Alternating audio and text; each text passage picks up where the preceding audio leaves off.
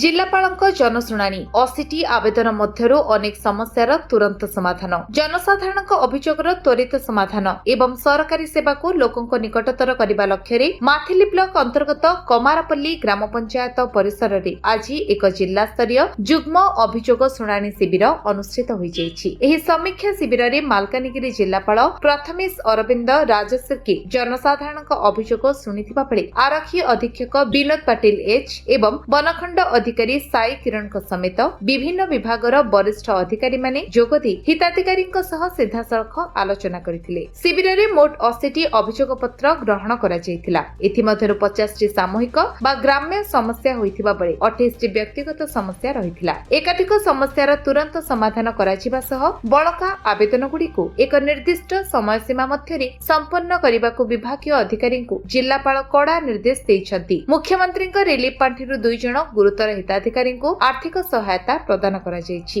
शिविर रे मुख्यतः जमीबाड़ी विवाद, राशन कार्ड प्रदान, वार्धक्य भत्ता, पानीय जल संकट और परिवहन भली मौलिक समस्या को नहीं अंचलवासी निजर दाबी उपस्थापन करथिले। प्रशासनर एभली प्रयास द्वारा दूरदूरांतरे रहुथिबा ग्रामवासी उपकृत हेबा सह सरकारी योजनार सफल रूपायन संभव होई परिछि। मालकानगिरी वासुदेव जेना रिपोर्ट, विश्व विजय न्यूज ओडिशा।